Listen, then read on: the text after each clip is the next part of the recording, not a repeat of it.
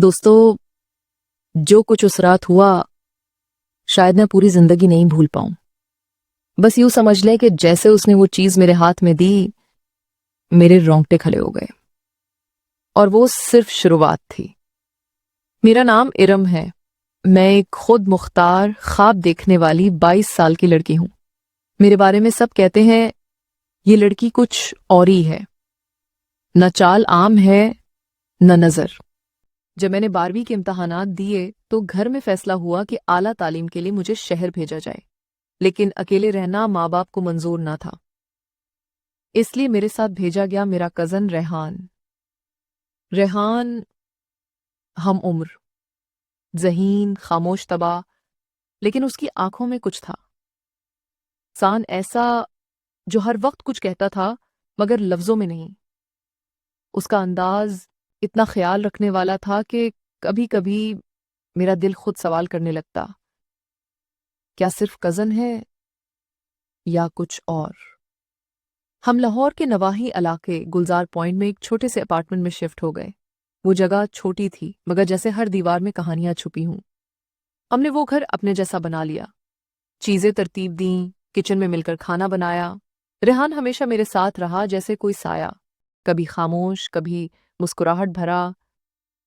एक दिन पार्क में बैठे वो कहने लगा, इरम, तुम कभी किसी को दिल से पसंद कर सकती हो? मैंने नजरें चुराते हुए कहा, बता नहीं। जब सामने कोई हो जो हर ख्याल रखता हो तो औरों में कशिश ही कहाँ बचती है। वो बस देखता रहा। आंखें कुछ कह रही थीं मगर जबान खामोश थी। असल बात तो उस रात हुई।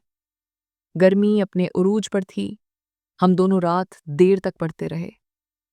फिर अचानक लाइट चली गई, अंधेरा छा गया। हमने घबरा कर कहा, रेहान, कुछ नजर नहीं आ रहा। वो खामोशी से उठा और बोला, एक ट्रिक है मेरे पास। उसने एक पुराना मोबाइल निकाला जिसमें सिर्फ 10% बैटरी थी। फिर किचन गया, एक शफाफ ग्लास लिया, पानी भरा और मोबाइल की टॉर्च ऑन करके उसके नीचे रख दिया। कमरा एकदम रोशनी से भर गया। मैं उसकी तरफ देखती रह गई। दिल में एक लहर सी दौड़ गई।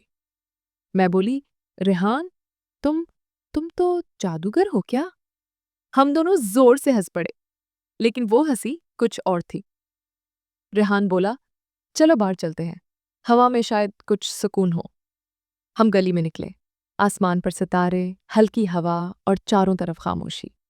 एक लम्हा ऐसा आया कि हम दोनों खामोश हो गए। न मैं कुछ बोली न वो। बस नजरें एक दूसरे से टकरा रही थीं, सवाल कर रही थीं मगर जबान चुप थी। वापसी पर हम अपार्टमेंट में दाखिल हुए। रेहान ने दरवाज़ा अंदर से बंद किया। अब मोबाइल भी बंद हो चुका था। अंधेरा मुकम्मल और गर्मी जैसे सांसें रोक रही हों। मैंने आहिस्ता से कमीज उतार दी कि शायद कुछ राहत मिले। इसी वक्त अचानक बिजली वापस आ गई। कमरे में रोशनी फैली और रेहान की नजरें मुझ पर जम गईं। वो लम्हा ऐसा था जैसे वक्त रुक गया हो। और जो कुछ उसके बाद हुआ, बस दोस्तों, वो मैं अभी नहीं बता सकती। अगर आप जानना चाहते हैं कि उस रात की खामोशी में क्या राज छुपे थे, कमेंट में लिखें पार्ट 2। वीडियो को लाइक करें और मेरा चैनल मुस्कान की स्टोरीज को सब्सक्राइब करें, क्योंकि अगली किस्त शायद आपका दिल धड़कने पर मजबूर कर दे।